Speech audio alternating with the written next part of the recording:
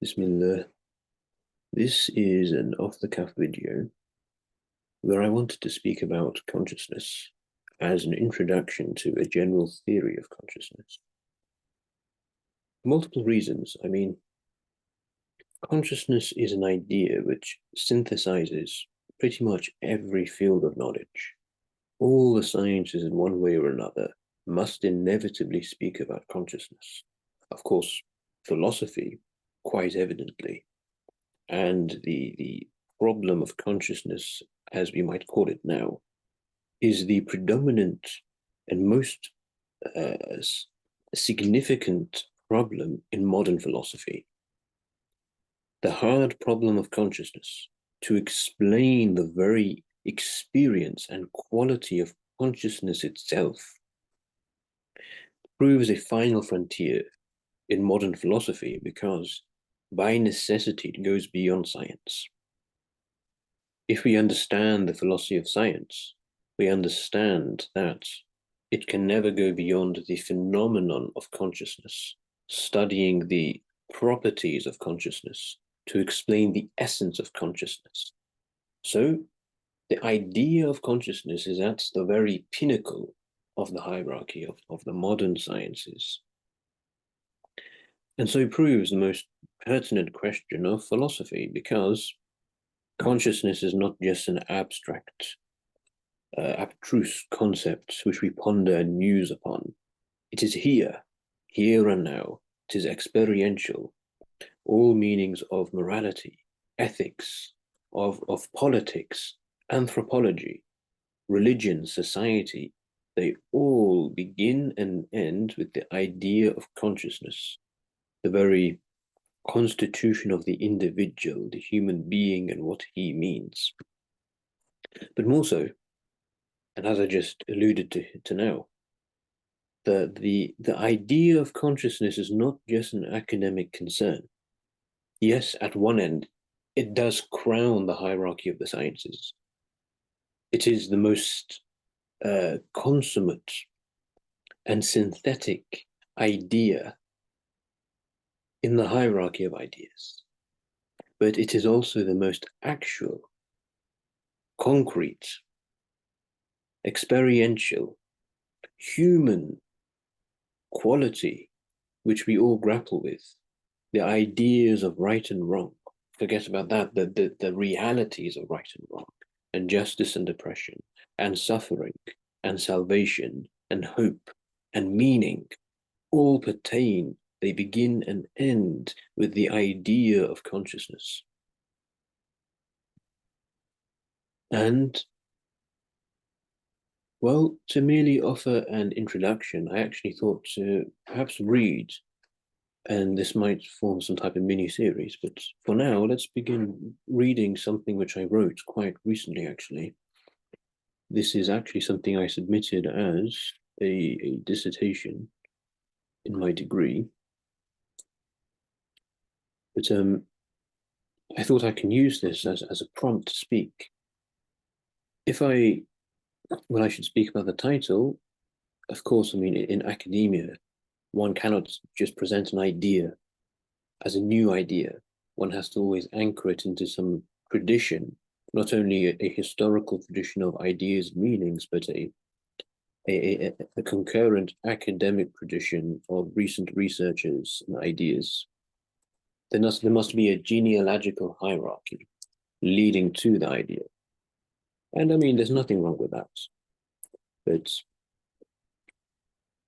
there's always two poles. There are always two poles. So this is important if we are producing work and also reading and understanding work. As a general note, always be clear to differentiate between that which is original, synthetic, creative, universal, to that which is particular, grounded, structural, if that makes sense. So over here, well, there's two things: a theory of consciousness. A theory, the Greek word theory comes from the idea of seeing. It literally derives from the verb to see. A theory is a vision of consciousness. According to, so this is I suppose, the universal perspective, a vision, something flowering forth, an efflorescence of meanings, but grounded in an epistemic tradition, that is, a tradition of knowledge. What tradition am I grounding it in? According to the mystical philosophy of Ibn Arabi. So Ibn Arabi is how can I introduce Ibn Arabi? He's a mystic and a philosopher. Perhaps, I won't say perhaps, undoubtedly one of the greatest thinkers of Islamic mysticism, of Sufism, as we might call it in modern parlance. But this tradition of Ibn Arabi, what we might call Akbarian, is sometimes a word used, or Akbari in Arabic. Very short and simple. In fact, let's just read this out to see what I say here. I propose and defend a new mathematical system and theory of consciousness based upon a semantical analysis and abstraction of the mystical philosophical system of Ibn Arabi, this thinker here, alongside a synthesis of various Platonic philosophical systems and the author's own original work. So two things mentioned here: Ibn Arabi, this tradition, and Platonism, the Platonic tradition. Of course, both of these things are huge traditions, well springs gushing forth with multiple tributaries and fountainheads themselves. There is not just one Platonic tradition emanating from the singular figurehead of Plato. Plato had teachers who were arguably greater than he was, who preceded him, and he had students who were arguably no less than he was, who came after him. And so exactly the same with Ibn Arabi. So we have these two gigantic oceans, I won't even say traditions, not mere streams, but oceans of knowledge. But more so, let's continue reading a bit. I begin by offering a brief overview of the problem of consciousness as situated in the milieu of the modern sciences. I then present the central and singular thesis of this dissertation, that the ancient concept of being, in Arabic wujud, reconciles with the modern notion of consciousness. What do I mean by that? I mean that, in the vision, the theory of the ancients, consciousness, there was no word for consciousness. The word consciousness is a new invention. At some point in the probably high medieval ages, if not the Renaissance, in the Latin language, they put together this word consciousness. In fact, let's take a look at Webster. What does he say? Consciousness is, there should be let's do conscious. There. Conscious, from con, which means with, and skire, to know. So consciousness just means the synthesis of knowledge, the nexus of knowledge, if we want to call it that. Possessing the faculty of knowing one's own thoughts or mental operations, that's actually very, very profound. The idea of with here, knowing with, is a reflexive meaning. What is it? What is the with? Wherewith I know? It is the self, knowing the self-knowledge. That's what consciousness is. Knowing that one knows, that he is aware. But yes, this is a word which was created from Latin etymology. But it's not an ancient word, and ancient languages do not have a word really for consciousness. Maybe they have words for wakefulness, certainly for knowledge, for different degrees of consciousness, that is, being unconscious, being awake, being alert. No, but the idea of consciousness has no word as we would understand it. And the question is, why? Is it because they had no idea of consciousness? Well, clearly that is preposterous, because if consciousness is what we say it is, It is so fundamentally innate and manifest. It is more fundamental than water or air or fire. So certainly every language and every people and every person has an idea of consciousness. But if they don't have a word for consciousness, that of necessity means that the idea of consciousness is inside of or is another idea. The idea which it is being. And this is a great, great mystery, which here is being uncovered and revealed, and it has been revealed. I mean, I'm not saying that I'm revealing it, I'm not. It has been revealed. It has been undergoing a process of revelation for thousands of years, certainly in the last few hundred years, since the advent of European modernity. We have been seeing both a fracture of the idea of being and the idea of being alive, being conscious, but also quite recently a synthesis of these two things coming together. That is what I'm doing. A reconciliation, not because I'm offering a new vision of consciousness, that it is this, but I am repristinating the old, ancient, original vision of consciousness as being itself. Of course, what does that mean? Well, there's multiple dimensions to this investigation, multiple dimensions to this experience, because this is not merely an academic presentation. That is certainly not the purpose of this video, though I in no wise shy from saying that any spiritual experience must be grounded in a very solid intellectual framework, and there must be some academic basis towards one's experiential values. Otherwise, experience can easily fall apart, and experience is very difficult to quantify.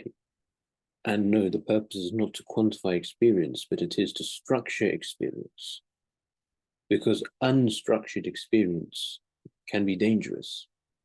And by definition, something which has no structure is impossible to pin down.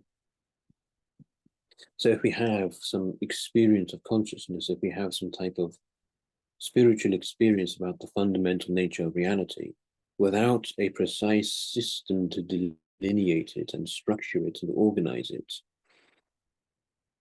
well, firstly, there is certainly no hope to communicate it to other human beings.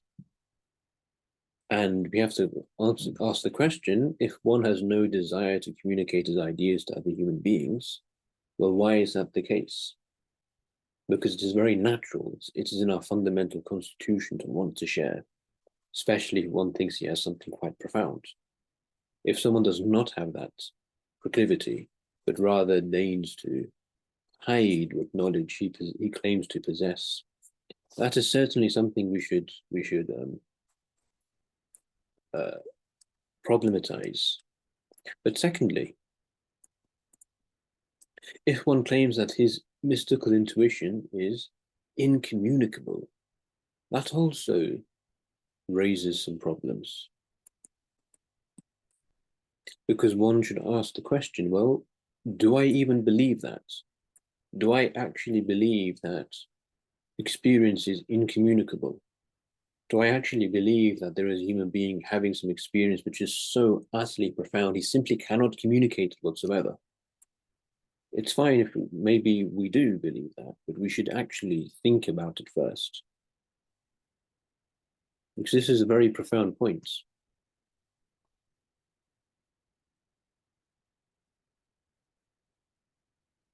Regardless, that is the reconciliation in question here. From there on, I work up the logical structure of this system, so to especially highlight its highly mathematical character. That is, I'm beginning with a vision of consciousness. What I claim is an original, ancient vision of consciousness. I'm repristinating it, reforming it, rejuvenating it, renewing it. But the structure of this vision, the structure of this idea and intuition is one which is mathematical, logical, intellective, systematic, philosophical. That's the entire idea of this dissertation and this overall project which I'm embarked upon. In the last part, I then apply the general mathematical system, right, to this philosophical system, which is the purpose of this thesis, to rederive the ontology, theology, cosmology, and psychology. In other words, the actual vision itself of Ibn Arabi. Okay, coming back to Ibn Arabi, coming back to this tradition, and I appreciate most people might not know who Ibn Arabi is, and maybe not what the Platonic tradition actually is. But let's read this because this brings it together. In the process, I hope, therefore, to have demonstrated the universal structure of the Ibn Arabi system. That is, to simplify this whole task, what is this vision and mystical philosophy of this mystical philosopher, Ibn Arabi, one of the canonical representatives of Islamic mysticism? It is the universal structure of that, the fundamental character and vision of this system is the metastructure of Isutsu's Oriental philosophy. What is Isutsu's Oriental philosophy? Well, this. He was part of, at least closely related to, René Guénon, one of the most important thinkers of the 20th century, certainly in Europe, but really worldwide. And his idea of the primordial tradition, the idea that there is one fundamental, universal truth which underlies all religions and spiritualities and philosophers. Yes, it differs. Perhaps there are irreconcilable differences here and there, but ultimately there is one universal structure which underpins them. This which he calls the primordial tradition. That tradition, that knowledge which was in the beginning, which we all derive from, or if there are oceans, there is the abyss which all oceans rest upon, the unfathomable, profound abyss of infinite meaning, which we hope to dive, thereby to divine its diverse forms and pearls and treasures of arcane knowledge and intuition.